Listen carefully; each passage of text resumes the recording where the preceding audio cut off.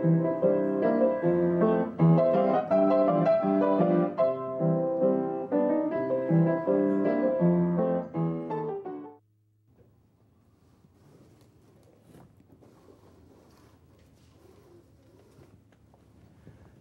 tarde, amigos do canal 19 TV Vila Imperial, e boa tarde aos meus especiais convidados, todos amigos. Eu gostaria de ter um espaço muito maior, porque, na verdade, eu acho que eu tenho mais amigos do que esse pequeno espaço, e alguns não puderam comparecer. O nosso programa se propõe a falar de teatro, a respirar, transpirar teatro de todas as suas formas. E, de certa maneira, fazer algumas agora me fugiu a palavra, mas certas coisas que não andam corretamente no nosso teatro, no teatro especialmente de Petrópolis, a gente pretende fazer campanha para ver se modifica, de certa forma, o sistema. Por exemplo, na minha casa eu tenho um pequeno teatro, e nesse pequeno teatro eu tive, na montagem, uma dificuldade: encontrar alguém que fizesse abrir e fechar a cortina pelo mesmo lado.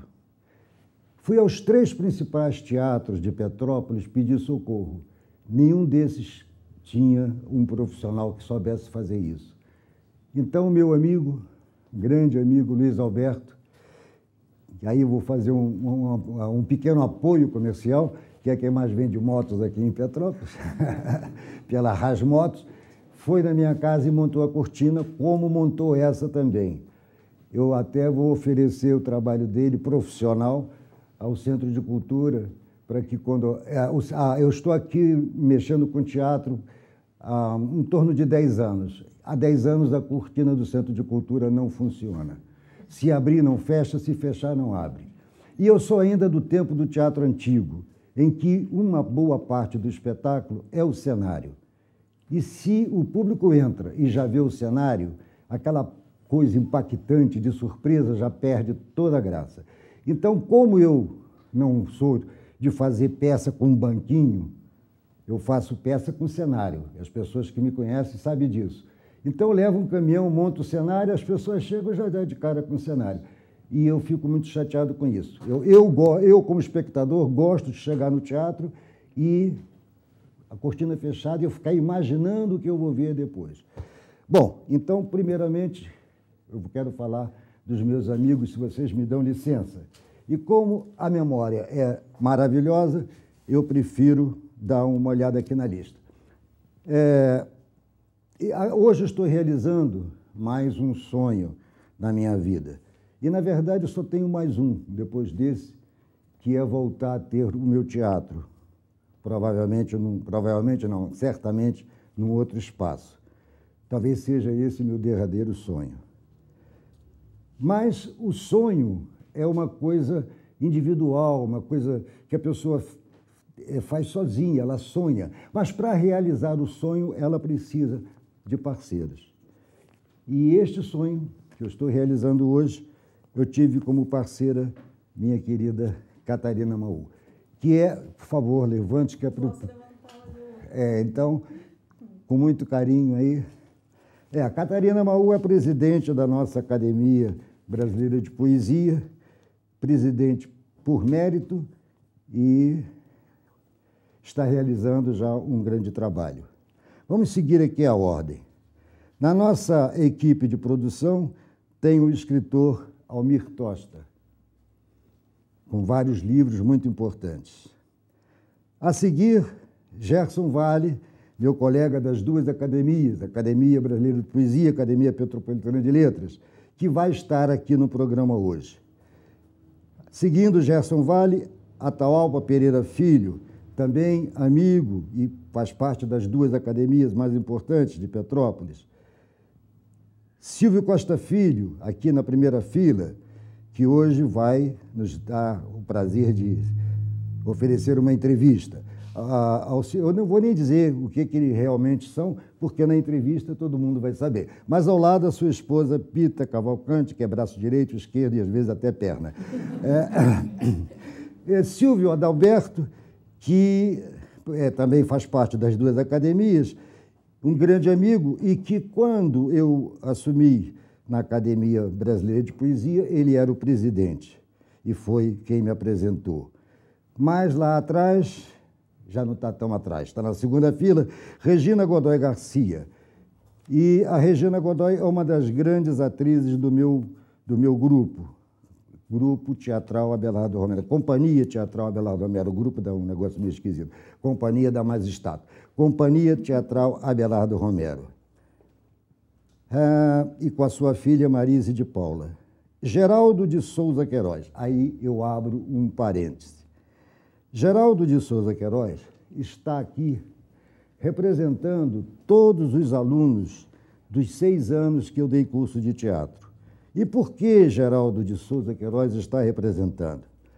Porque quando ele se propôs fazer o curso de teatro, ele já tinha participado de várias peças, ele já era ator, já tinha conhecimento de teatro e, por sinal, já era um bom ator.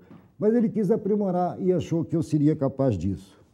E, modéstia à parte, eu acho que eu consegui aprimorar um pouco o Geraldo. Mas, engraçado, nesse ano nós tínhamos 8 alunos e 4 não passaram. E nesses 4 estava o Geraldo. E, para surpresa minha, dos 4, o único que fez questão de repetir o ano foi o Geraldo. E olha que o curso era pago, não era de graça, não. Repetiu e tirou nota máxima. Portanto, eu tenho um extremo carinho ao Geraldo. Até gostaria que vocês aplaudissem.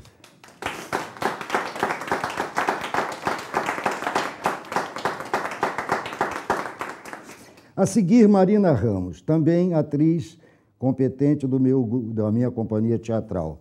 É também outro pequeno parênteses. Marina Ramos e sua irmã Lourdes Ramos é a única pessoa da minha companhia teatral, que tem em torno de 20 atores e atrizes, que nunca perdeu um espetáculo meu. Ela não vai só, como a maioria dos meus atores, que vão quando vão para atuar. Ela vai para atuar e para ficar na plateia, como é que se diz, prestigiar os colegas. E não só no teatro, nas minhas posses, nos meus lançamentos de livro. Se um dia a Marina não puder aparecer, eu vou ficar profundamente preocupado. Obrigado, Marina. Também gostaria de aplauso.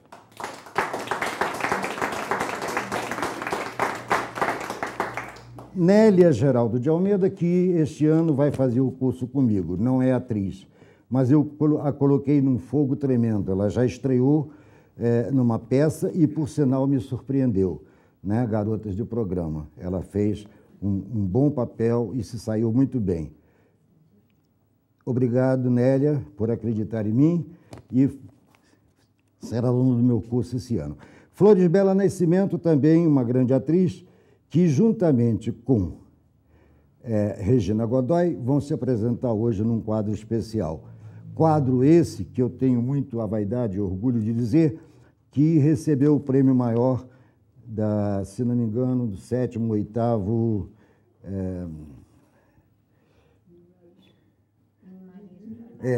minimalista. 5 minutos em cena. Eu sabia, de vez em quando vai dar esses brancos assim. Por isso eu vim de branco. A seguir, uma que não pôde comparecer, porque tem horário de médico no mesmo horário, Sônia Cabral, também é uma grande atriz, que mora em Juiz de Fora. Seguindo, Cristiane Michelin.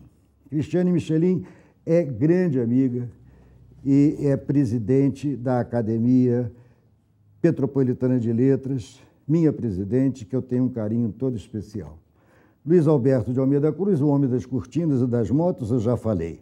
Aldeir Xavier, aluno, aliás, no ano passado, foi o único que concluiu o curso, tirou boas notas, é estudioso, e também já estreou, juntamente com a nossa amiga Nélia, na peça Garotas de Programa. E durante os ensaios, pela primeira vez, eu fiquei preocupado. Eu comecei a decorar o texto pela minha experiência, imaginando que ele não fosse dar conta do recado, porque faria um homem de 90 anos, tem o problema da voz, do andar, do caminhar. Para um candidato que nunca tinha feito teatro, era um grande desafio. Mas ele, naturalmente, como eu, gosta de desafio e cumpriu muito bem o seu papel.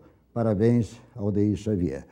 E, por último, não poderia deixar de ser, porque o grande ditado diz que os últimos serão os primeiros, Nancy Carneiro Romero, minha esposa. Não tem mais ninguém. Quem? Não, isso aí faz parte do programa, não vou falar nada. Nancy Carneiro Romero, que tem me aturado há mais de 50 anos. Bem, meus amigos...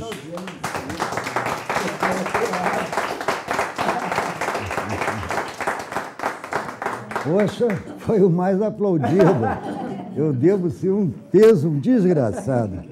Agora, para encerrar essa abertura, eu quero dizer o seguinte, um dos assuntos que nós vamos tratar muito é com relação a horário. Desde que eu faço teatro em Petrópolis, é que eu escuto um chavão, olha, tão repetido, que é impressionante. Vamos formar a plateia, vamos fazer um projeto para a formação de plateia. Há 10 anos que se fala isso, nunca se fez projeto nenhum. Mas como formar a plateia numa cidade em que as pessoas realmente não estão muito acostumadas com teatro? Quando lotam o teatro, é para ver ator da TV Globo, não é pelo espetáculo, não quer nem saber quem é o autor, se a peça é boa, se não é. É gente da Globo? Vamos lá assistir. Quem sabe a gente pode tirar um retrato junto, né? Então, quando a peça é de Petrópolis, por melhor que seja, o público raramente vai. Então, formação de plateia. Mas eu acho que para formar a plateia, você tem, de início, dar conforto à plateia. Se a pessoa já não tem hábito de ir ao teatro, como é que ela vai assistir uma peça no Teatro Dom Pedro, que eu prefiro sempre chamar Paulo Gracindo, se o espetáculo começa às 8h? Nós estamos num profundo inverno, isso aconteceu comigo várias vezes. Fico no sereno e a porta se abre às 8h. Se as cadeiras são numeradas, por que abrir a porta na hora de começar o espetáculo? Sendo que a gente já sabe que vai começar 15 minutos depois. No Centro de Cultura é pior.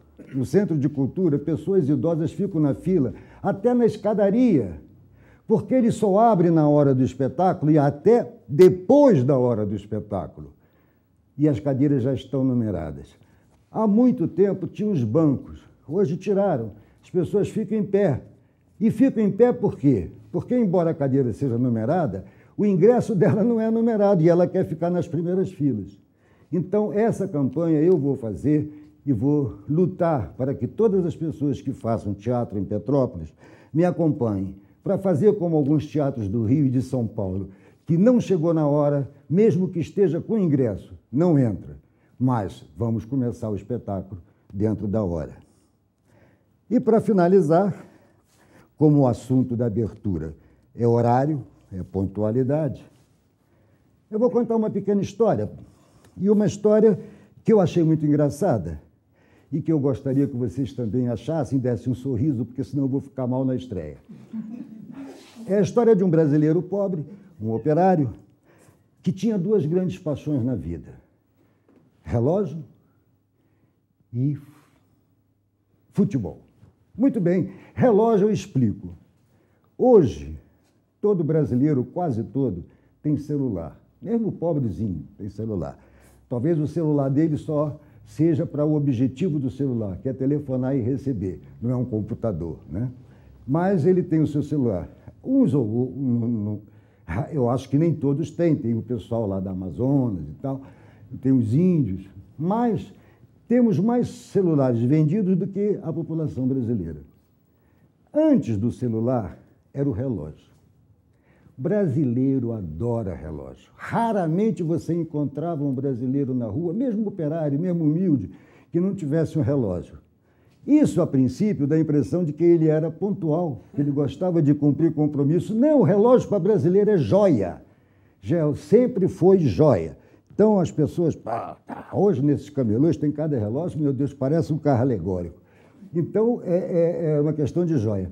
E esse brasileiro era um desses que gostava de relógio e gostava de futebol.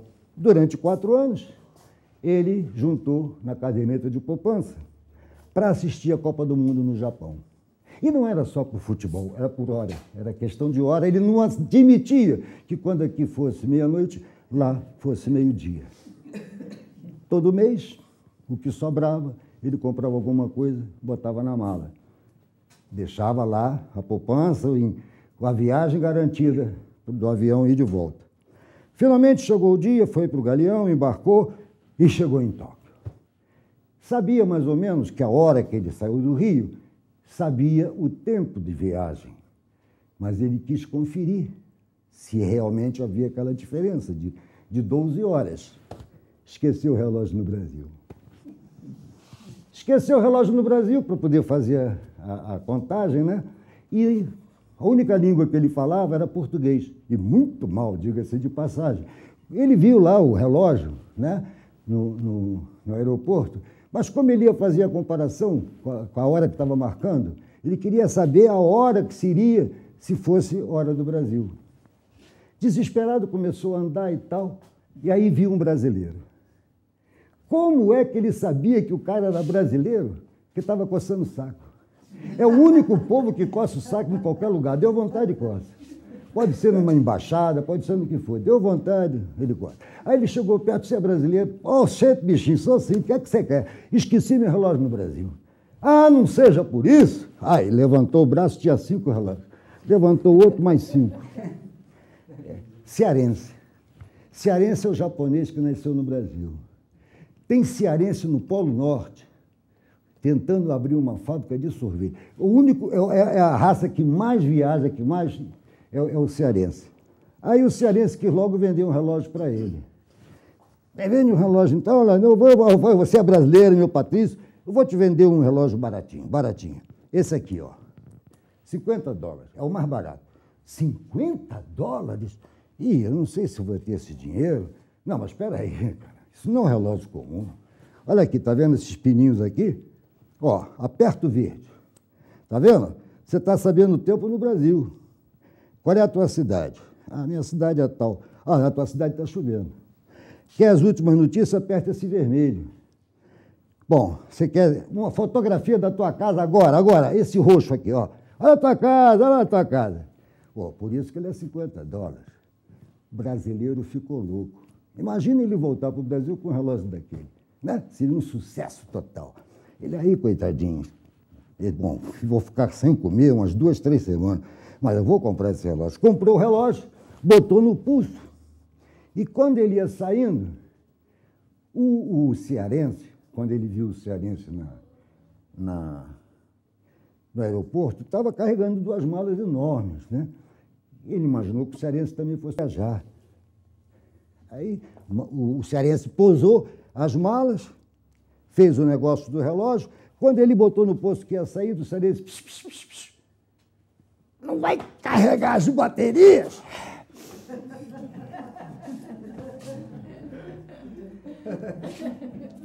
Bom, obrigado. Não foi aquela gargalhada. Mas... Agora foi, né?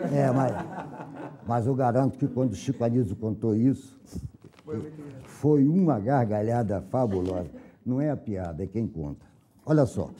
Então vamos ao nosso segundo quadro, que será uma entrevista de minha amiga produtora Ivone Sol, que vai entrevistar, não é isso? Ah, não. Desculpe a falha. Técnica. Vamos ouvir uma pequena história do teatro com meu colega, amigo, Gerson Vale. Boa noite. O Ângelo me convidou para vir aqui falar especificamente, sobre o teatro grego. Eu sei que a apresentação dele foi tão genérica assim como teatro, mas não é sobre teatro que eu falo. Se eu fosse falar sobre teatro, eu acho que daria margem para que ficássemos alguns dias aqui batendo papo. Mas é sobre o teatro grego especificamente. Que, na verdade, a origem de tudo do teatro, e não sei aonde ele pretende colocar o programa, eu creio que seja na origem da série de programas que ele pensou sobre o teatro. Quando eu ouço falar em teatro grego, eu me lembro de uma expressão muito curiosa de um colega meu, há muitos anos atrás, mais especificamente em 1975. Uma das, para mim, melhores peças da segunda metade do século XX, brasileira, depois de Nelson Rodrigues, foi A Gota d'Água, de Chico Buarque de Holanda e Paulo Pontes. Até hoje eu não sei até que ponto foi a participação de Chico Buarque de Holanda e Paulo Pontes. Era dos dois. A peça se passava numa favela carioca e era uma adaptação para o nosso tempo da tragédia grega Medeia, de Eurípides. Dirigida por Gianni Rato e com a interpretação de Bibi Ferreira. Era uma coisa, foi uma coisa, dentre as intérpretes, era um mega espetáculo. E muito bem escrito, que revivia exatamente o teatro grego, sobre sua forma, sobre a forma trágica de condução e tal. O que eu me lembro, que me fez lembrar, ao falar de teatro grego e falar de tragédia, foi a expressão de um administrador de empresa da firma que eu trabalhava. Quer dizer, não era uma pessoa ignorante, era uma pessoa formada e tal, curso superior, que veio me perguntar, que eu falei, olha, eu gostei muito do Gota d'Água. Ele falou, ah, é? É divertida? Dá para rir? Eu falei, veio um susto, mas é uma tragédia. E a expressão dele que não me sai da cabeça, uma tragédia? Como se tragédia fosse uma coisa que não devesse nem ser vista, nem ser pensada. E depois disso eu estive observando que realmente a média do público brasileiro tem por teatro a ideia de que é um lugar que se vai para rir, para se divertir, tal. E, consequentemente, na verdade, o teatro grego, que dizem ser o primeiro teatro do mundo ocidental, e nesse ponto eu lembro do Ariano Suassuna, numa entrevista dele que recentemente assisti, que disse que ele não acha que teatro grego seja o primeiro teatro existente, uma vez que na época do teatro grego já existia o teatro chinês, já existia o teatro japonês, e ele acha também que o teatro pré-colombiano, que vai, enfim, a tempos imemoriais, era teatro também, o que os índios faziam, por exemplo, nos rituais deles, em que se pintavam representando mitos, usavam máscaras, dançavam, cantavam, faziam representações. Era uma espécie de teatro aquilo, efetivamente. Não é?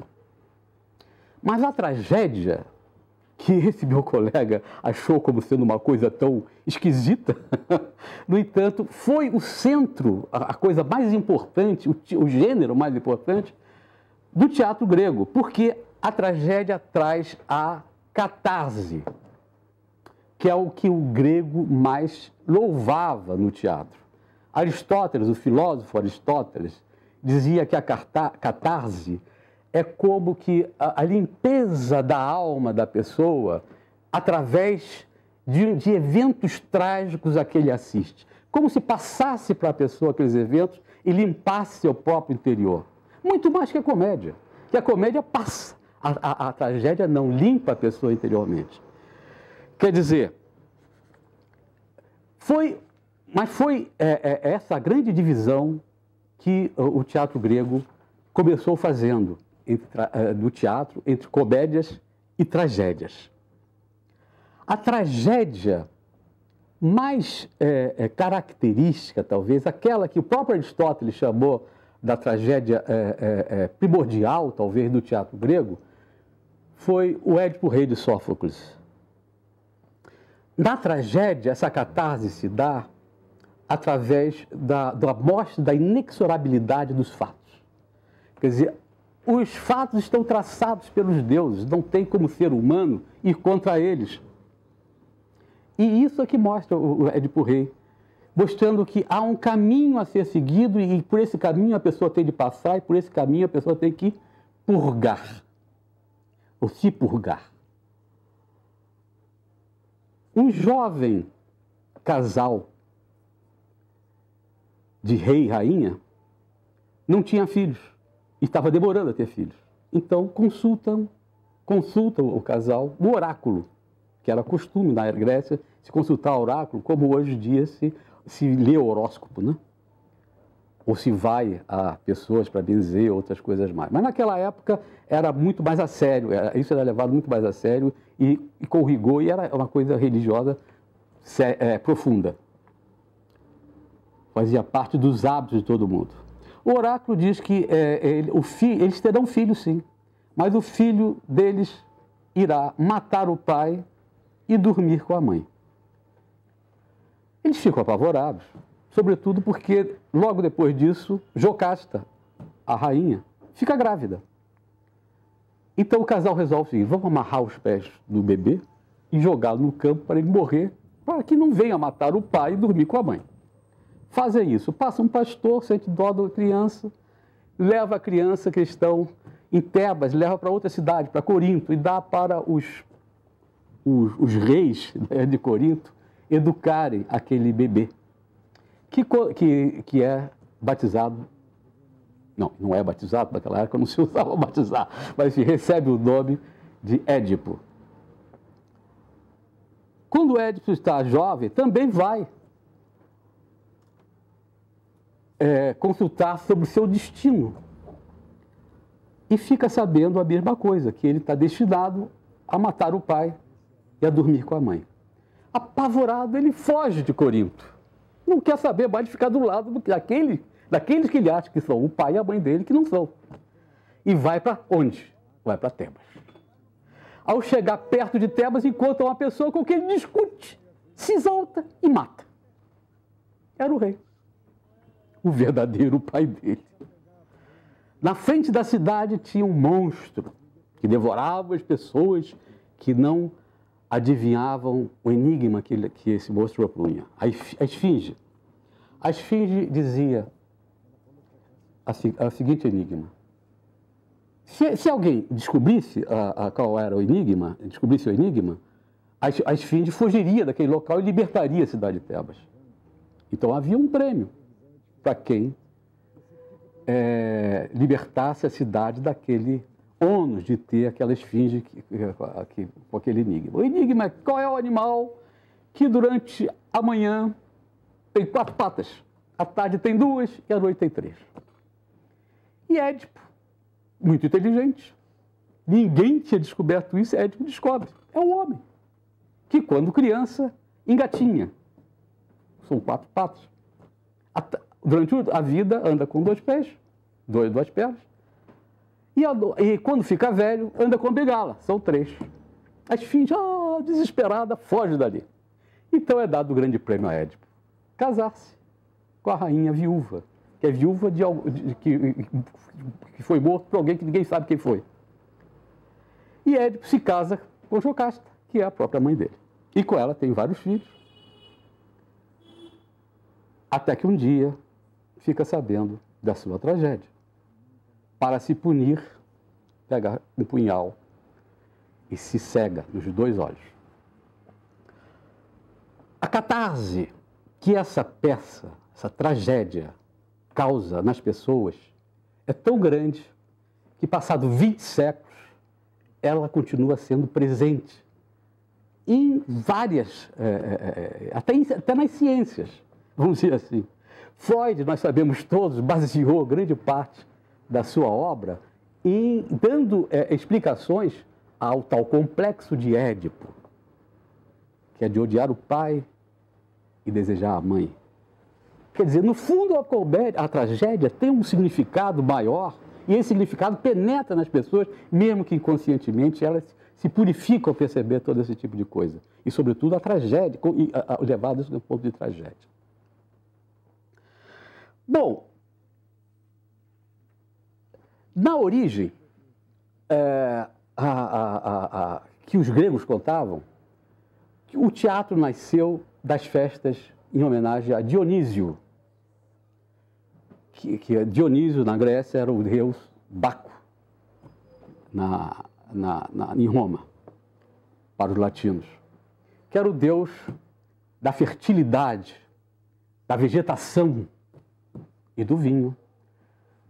É das coisas que produzem, das coisas que reproduzem e da felicidade dada por um certo tipo de vida não muito racional, que é dado pelo vinho, né?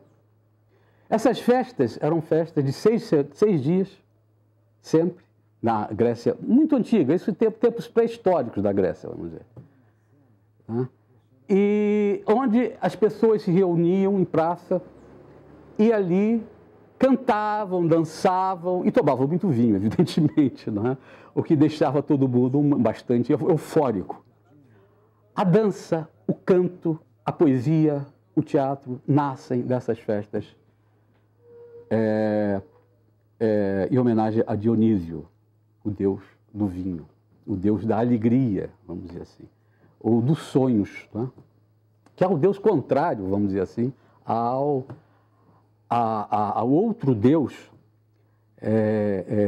que era do raciocínio correto, reto, vamos dizer assim, que já no século XIX, o filósofo Nietzsche irá explorar muito isso, colocando esses dois temperamentos, um temperamento mais racionalizado, um temperamento mais sentimental, em oposição um ao outro, mas desses temperamentos juntos irá sempre existir a possibilidade da criação que é que deu do teatro. Bom, essa questão das festas dionisíacas, em que cantavam-se poemas líricos chamados ditirambos, foi evoluindo com o tempo e houve necessidade, que normalmente reuniam-se 20 mil pessoas na praça pública para festejarem, de haver uma determinada organização disso. A pessoa que passou a organizar isso passou a ser chamada diretor. Daí já vemos a origem do teatro. Esse diretor, com o tempo, foi escolhendo pessoa do grupo para dialogar com o coro e a contar a própria história que ela simbolizaria, que seria a história de um deus ou de um herói, uma coisa desse gênero, da mitologia grega. Com o tempo, esse diretor começou a escrever esses textos. E esses textos começaram a ser levados em locais abertos, mas determinados como sendo teatro, para um público maior, reduzindo-se o coro, que não ficava mais o coro de 15 mil, 20 mil pessoas, mas 15 mil pessoas ficou sendo do público, o coro ficou sendo menor. E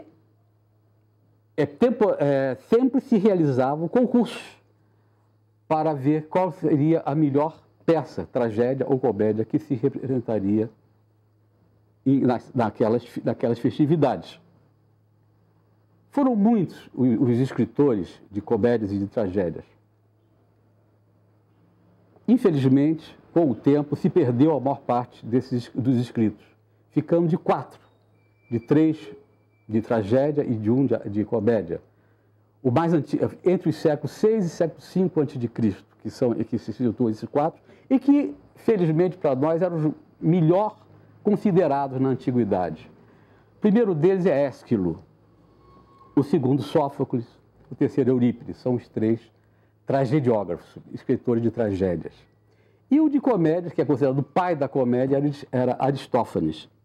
As comédias de Aristófanes, se as tragédias procuravam retratar a inexorabilidade da vida dos seres humanos através do contato com os deuses e heróis, ou então de grandes reis míticos do passado, como o próprio rei Édipo, é um rei que é do mito da Grécia Antiga, a comédia procurava fazer crítica à política existente em Atenas, sobretudo, que era onde se passava onde estavam esses grandes dramaturgos do passado. 2 séculos depois de Aristófanes, há uma renovação da comédia, e Menandro vai ser o grande comediógrafo já da época de Alexandre Magno. E de Menandro só sobreviveu uma comédia inteira e vários fragmentos. Mas é uma comédia diferente de Aristófanes. Em cada época as coisas mudavam.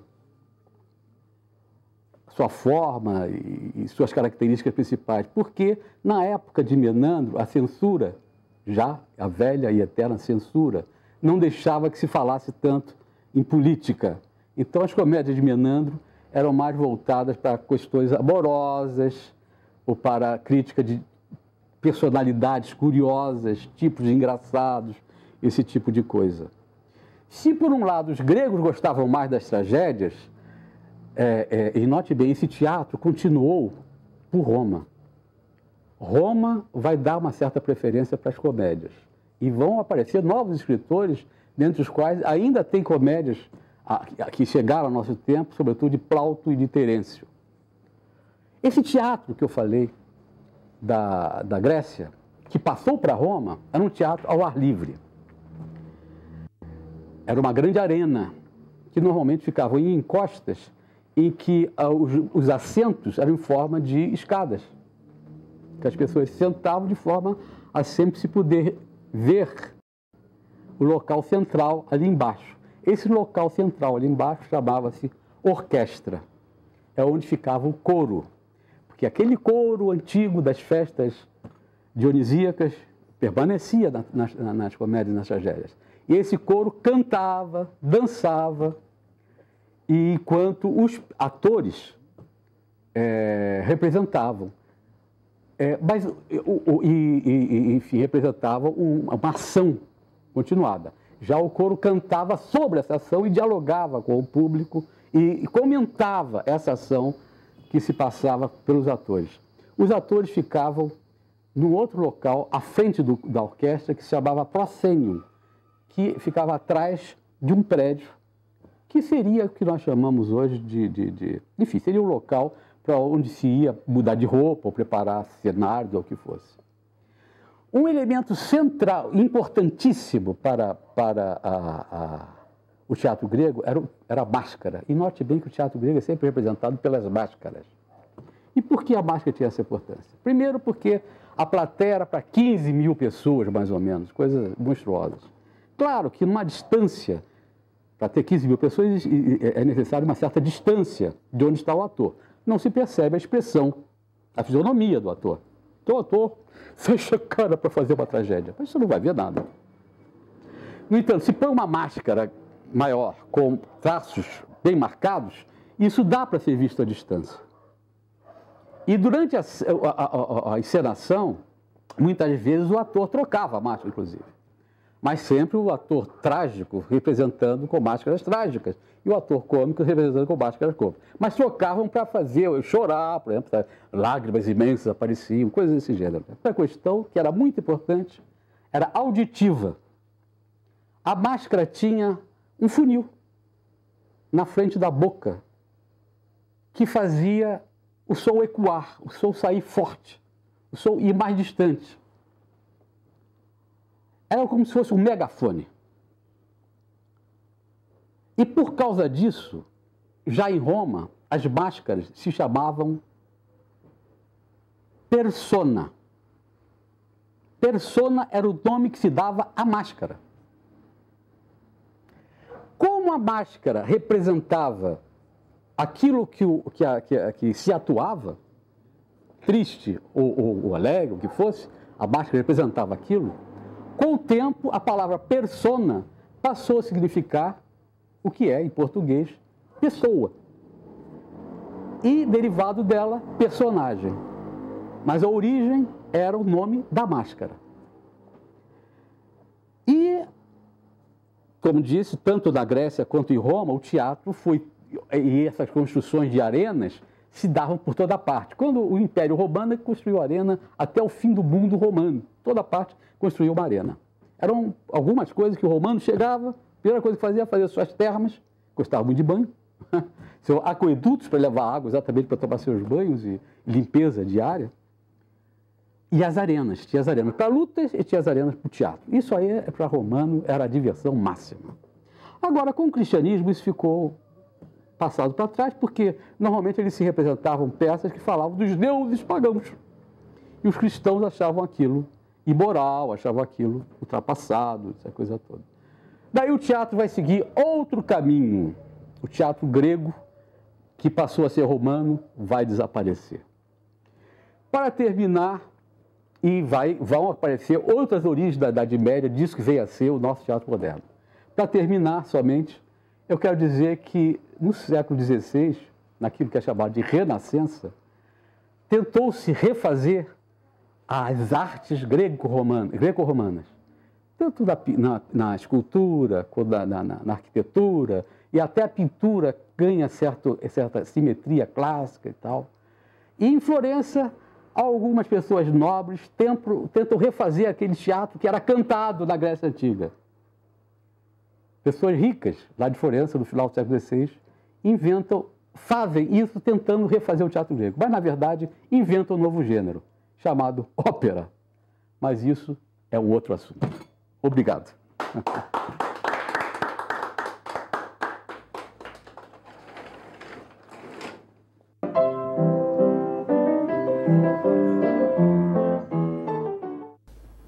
Bem, como muitos já ouviram dizer, teatro é a mãe de todas as artes. E além de ser uma excelente diversão, talvez a melhor, é também cultura. E por isso pretendemos sempre no nosso programa ter um quadro contando uma pequena história do teatro. Agora, a seguir, então, o segundo quadro, com a nossa coprodutora Ivone Sol. O quadro se chama Ivone Sol Entrevista. E hoje ela vai entrevistar Silvio Costa Filho. Silvio Costa Filho é ator, diretor, professor e escritor.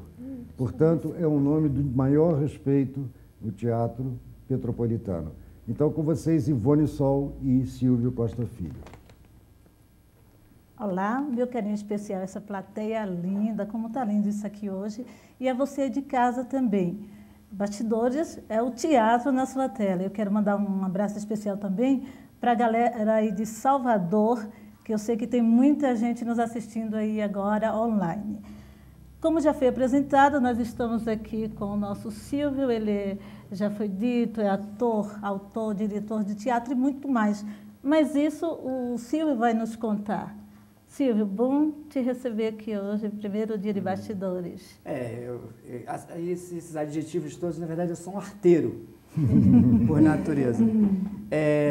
Eu fico muito feliz de estar participando do início de um programa, principalmente por ser um programa voltado para a cultura e especificamente para o teatro, né, que é a paixão da gente, minha e de muita gente que está aqui. Então, estou contente de estar aqui, parabéns ao Ângelo, ao Teatro Abelardo Romero, né? E que a gente faça aí muitos programas falando sobre teatro. E parabéns a você. Muito obrigada. Eu li que você atua em teatro aqui em Petrópolis há 27 anos. Muito tempo, né? Mas quando oficialmente, 27 anos oficialmente, fora os bastidores. Pois é, e quando tudo começou, Silvio? Eu acho que começa quando eu era uma criança, que outro dia que eu lembrei disso, faltava essa parte. Que na escola, no CENIP, antigo Washington Luiz, Dom Pedro, a professora resolveu fazer aquele negócio de final de ano e fazer uma peça, né? E restou para mim um personagem muito digno, que na verdade era aquele cara que dava as pancadas de mulher, as famosas e antigas pancadas, que batia pam, pam, pam, pam, pam, pam, pam, pam, pam, pam, pam. Eu acho que foi um dos momentos mais felizes de toda a minha história de educação, foi aquele. E outro dia que eu lembrei disso, falei, nossa, eu fiquei tão feliz fazendo aquelas pancadas de mulher, parece que ali foi uma magia, e alguma coisa que aí, não sei, de outras vidas, não sei. Seria porque a pessoa já nasce ator, depois só desenvolve? Eu me senti muito feliz de fazer aquilo. Eu acho que eu estava reconhecendo alguma coisa em mim, não sei. Eu gostei de fazer aquilo. Então começou lá. E depois, mais tarde, dando um salto na hora de escolher o que fazer da vida e tal. Como adolescente, faculdade, aquelas coisas, estudando, está terminando o ensino médio. Aí tinha as 3 opções, era direito, engenharia ou medicina, né? E aí eu pulei de um para outro no pré-vestibular, fazia para engenharia, seria engenheiro, pensei em fazer engenharia e tal, mas aí a menina que era mais bonitinha na turma, que eu gostava, foi para a turma que estava se preparando para medicina, eu passei para medicina, para ficar ali do lado da menina, atuando, etc. Mas né? não era nenhuma coisa nem outra, não fiz vestibular naquele ano, e até que eu estava vendo em casa um programa de televisão, naquele jornal, hoje, na época, logo depois, após o almoço, assim, eu vi uma trupe de atores, de bailarinos, e eles faziam, eles saíam de dentro de uma caixa, fazendo um balé, uma coisa assim, dentro de um cubo. E eu fiquei olhando para aquilo ali e me deu uma resposta naquele momento. Foi assim uma epifania na minha vida, aquela imagem. Porque eu falei, isso que eu quero fazer.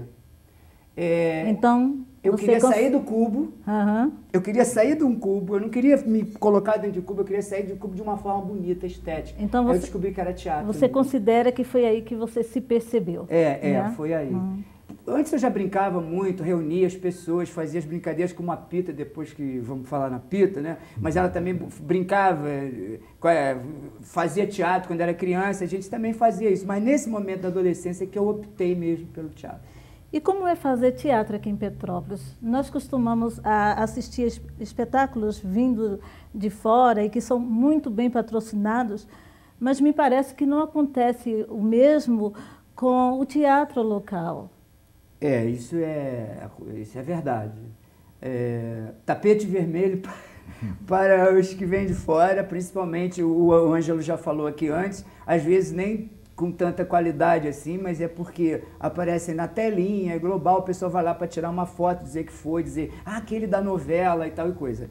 E o pior é que muitas autoridades participam disso, né? E também vão lá tirar a foto do lado e dão uma certa facilidade para que aconteçam, enquanto que muitas pessoas que trabalham na cidade há muitos anos e quem está começando também tem muita dificuldade, são muitos obstáculos, dificuldades. Porque o que eu percebo, as empresas que atuam aqui, ou instituição, elas mesmo patrocinam esses espetáculos, que é muito importante. Eu acho que tem que trazer mesmo, disseminar a cultura independente de onde venha. Claro. Mas vocês sentem essa ausência quando é um espetáculo produzido por vocês? É muito difícil, porque não existe um empenho mesmo. Isso acontece, não é só aqui não, acontece no Brasil inteiro isso. Os artistas locais, a coisa fica muito o eixo Rio-São Paulo, as capitais, os nomes já conhecidos, etc. Mas isso até na história de toda a cultura e da arte a gente vê muito. O artista, principalmente se ele está trazendo algo de novo, se ele está criticando, fazendo, às vezes, o papel que o artista tem que fazer mesmo, que não é ser o comportadinho, mas ele traz o novo, traz... E se ele é do local, ele não recebe tanto incentivo assim, ele ameaça. Ou então, esse cara mora aqui do meu lado, ele não é ator, o etc, santo da casa não faz milagre. Mas isso é uma incompreensão muito grande, eu acho uma ignorância no sentido de não entender o que é o papel, inclusive, do gestor, aí a gente falando de gestor cultural, se ele pudesse desenvolver, seria bom para ele politicamente, seria bom para a cidade, seria trabalho para as pessoas, o desenvolvimento da cultura. Mas há políticas públicas aqui em Petrópolis de incentivo ao teatro local? Surgem esporadicamente algumas políticas, alguns projetos. O problema é que aqui e em muitos outros lugares vive-se muito de eventos. E cultura não é evento só, né? Datas, festas, aí na festa tal, aí contratam você para uma festa, para fazer um negócio de evento, mas os projetos, né? Como durante um tempo nós fizemos um projeto que foi maravilhoso, que foi o projeto Mambembe de Teatro nas Comunidades, nos anos 90, e que nós projetamos um espetáculo para um caminhão e para que esse caminhão fosse a todos o distrito, subisse os morros, levando o teatro. E foi um sucesso maravilhoso. O projeto era para 3 meses e acabou durando 7 anos, porque passou de uma prefeitura para outra, deu super certo. As pessoas, o teatro indo ao povo, né? O artista indo ao povo. E isso foi um projeto de continuidade, que tinha uma avaliação, tudo isso, mas acabou se diluindo. E é tão importante quando isso acontece, porque os artistas são beneficiados, a população também, e o próprio poder público, porque se fortalece. Claro, se fortalece. Uma outra coisa que eu tenho percebido é que há um número considerável de grupos de teatros aqui na cidade. Você acha que isso contribui para o fortalecimento da classe ou acaba segmentando o movimento? Tem os dois lados. Eu acho que quanto mais gente fazendo a coisa, melhor, né? Mas a gente também precisa trabalhar, não é só criar e criando grupos, a gente precisa procurar se qualificar melhor, a gente precisa procurar se unir, né? Nós nos unirmos. Isso é importante. Né? Trocarmos figurinhas, a gente no pessoal aí, muitas vezes, nós já fizemos muitos trabalhos onde nós reunimos vários grupos, nós gostamos disso. Né, tem um trabalho individual de cada grupo e o trabalho coletivo que vai um momento de encontro, através de leituras dramatizadas em que você trabalha com atores de vários grupos, tudo isso é importante. Então tem os dois lados.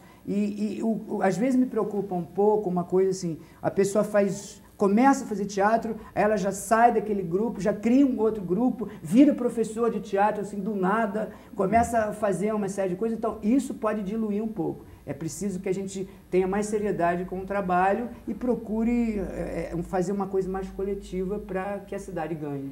E quanto ao seu grupo, pessoal aí, adoro esse nome, como e onde vocês se articulam? O pessoal aí, que tem esse nome de pessoal aí, porque quando se foi procurar um nome há muitos anos atrás, há 27 anos atrás, porque o grupo tem 27 anos, aí estávamos ensaiando e aí alguém falou, mas tem que ter um nome esse grupo. Foi até o Henry Panocelli, e aí o Marco Aurê falou, é um pessoal aí. Aí alguém falou, não sei se foi ele ou um de nós, falou, tá aí, pessoal aí. Então virou um pessoal aí. E esse pessoal aí era composto de vários grupos que se reuniram e criaram o grupo pessoal aí, que antes tinha muita gente. Nós, atualmente, nós até hoje procuramos uma sede, tudo isso, mas agora estamos num momento de felicidade, onde nós estamos numa parceria com o Palácio Rio Negro. Ai, que bom, filho. Que eu agradeço muito, na figura, inclusive, do Aloysio Robalinho, e lá nós estamos sediados, temos o nosso material, estamos ensaiando e vamos, inclusive, estrear uma peça lá. Agora me conta da Farsa da Aldeia. Pois é, a Farsa da Aldeia é a pré-estreia que nós vamos fazer agora, durante a Semana de Museus. A Farsa da Aldeia, eu chamo de, agora eu vou falar para o Gerson, eu estou criando um rótulo novo, é uma farsátira dell'arte. Eu tentei até entender isso. Por quê? Mas tem um sentido. É uma farsátira dell'arte porque reúne algumas coisas. Reúne a farsa, porque tem um tom farsesco. Reúne a sátira pelo seu conteúdo, né? É uma sátira, inclusive, social, né? Política e tal. E tem muito de comédia dell'arte, porque nós estamos trabalhando com máscaras italianas, estamos trabalhando com os tipos da comédia dell'arte, como Brighella, Colombina, Pantalone, o Furbo, que é um personagem que eu conhecia a máscara em Veneza e trouxe para cá, e estou criando esse personagem, Furbo Falastrão. Então é uma comédia, né? Popular, mas que tem um tratamento estético, e uma responsabilidade, porque a comédia dell'arte é um patrimônio universal, né? Ok, Silvia, eu quero agradecer muito, assim, contribuiu muito a tua entrevista, e sobre o horário, o local e mais um pouquinho da Farsa da Aldeia, a gente fala já na nossa agenda cultural. Tá. Obrigada. Muito obrigada a você. Ângelo Romero. Tá, muito obrigado.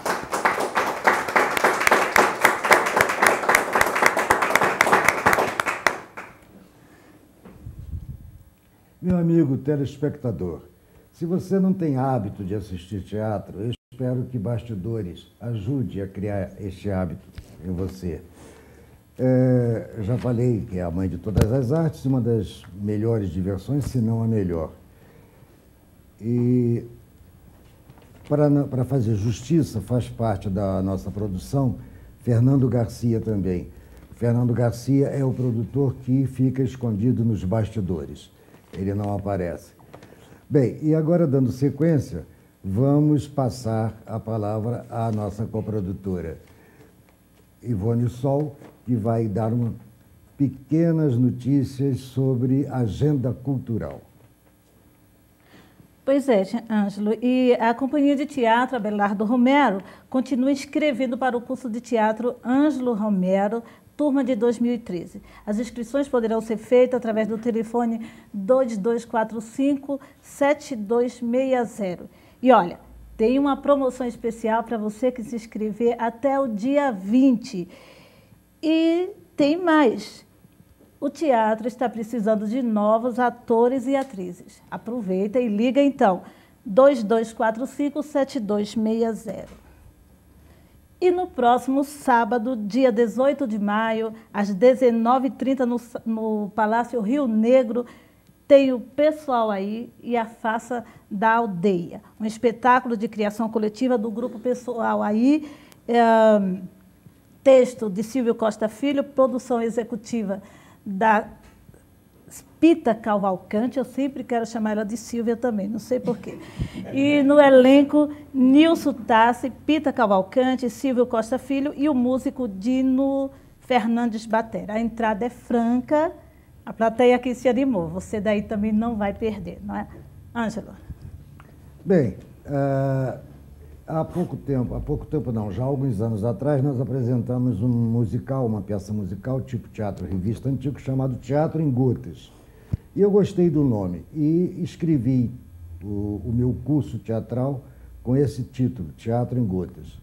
Então, agora, nós vamos apresentar um Teatro em Gotas, o esquete, o Chá das Amigas, que será apresentado por Florisbela Nascimento e Regina Godoy. Este quadro realmente foi o premiado pelos 5 minutos em cena do projeto do Sidney Carneiro. Com vocês, então, o Chá das Amigas. O Chá das Amigas.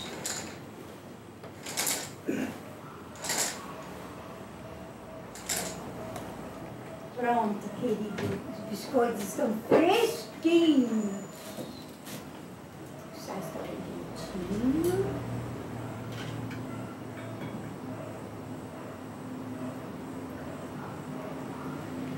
Coloca adoçante que você gosta.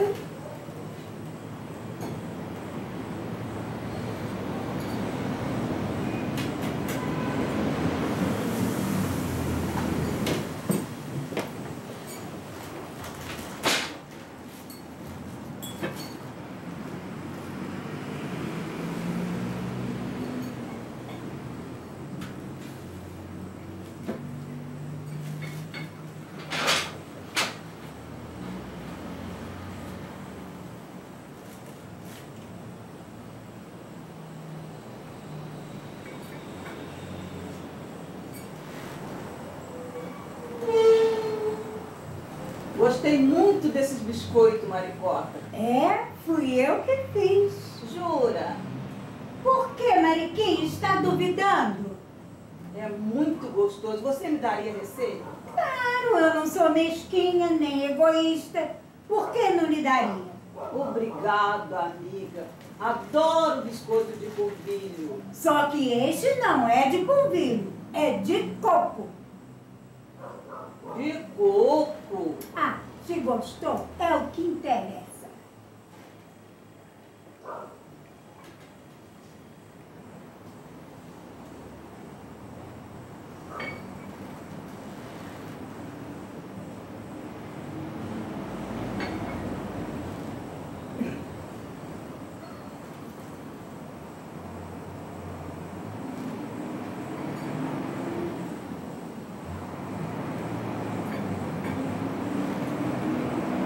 Maricota, minha amiga, como está sua avó? ficou curado da perna? Minha avó nunca teve nada na perna. Não tinha quebrado? Não, ela quebrou foi o braço. E ficou boa? Morreu. Morreu por causa do braço quebrado? Pneumonia. Nunca soube que precisasse botar gesso por causa da pneumonia. Não, ela botou gesso por causa do braço quebrado. Mas ficou boa. Se ficou boa, como morreu? Ah, ficou boa do braço e morreu da pneumonia. Ah, coitada, se morreu, por que precisou tirar o gesso? Porque você acha, mesmo que ela que ela ainda tivesse problema no braço, eu ia deixar enterrar a pobre da velhinha com o bracinho assim, ó. Sacanagem. Velhice é uma merda, né? Ah, só se for a tua. A minha o quê? Velhice. Não se preocupe, minha amiga. Quando eu ficar velha, eu mando lhe avisar. Ah, duvido. Duvida por quê? Porque você vai esquecer. Esquecer de ficar velha? Não, esquecer de avisar. Você já tá, ó, lelé da cuca, esquecendo de tudo. Ah, mas não esqueço de visitar minhas amigas. Ah, isso é verdade. Obrigada, querida. Desculpe, tá? Quer mais um pouquinho de chá? Detesto chá, bebida de velho. Ué, mas se detesta porque tomou 2 xícaras. Eu não bebi chá, eu tomei café. Ficou maluca? Isto é chá. Fui eu que fiz. Maluca que é você. Tu anda tão distraída. Pegou o pote errado do pó. Se tava com a etiqueta, pior ainda. Tu não sabe ler? Isso aqui é café, minha filha.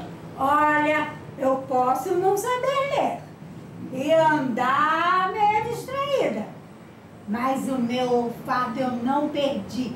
E se fosse café, eu sentiria o cheiro, porque o aroma do café, é inconfundível. Se não perdeu o olfato, perdeu o paladar. Vejam só, confundiu o sabor do café com essa droga do gosto do chá. Ah, droga, né? O teu paladar aqui já foi pras picas. Olha, a próxima vez que você vier me visitar, eu vou ferver urina. E você vai tomar crente que é café. Duvido!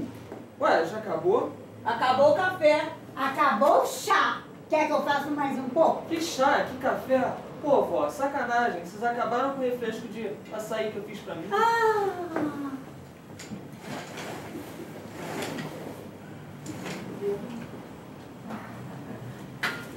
Muito bem. Ficou bom? Ficou bom?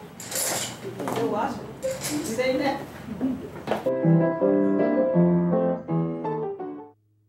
Bem, meus amigos, eu agradeço de coração a presença de todos vocês, que só enriqueceram a nossa estreia. Agradeço a paciência do telespectador, certo de que vão continuar a nos apoiar e vão gostar de teatro através dos nossos bastidores. Até a próxima terça-feira, nesse mesmo horário, e muito obrigado.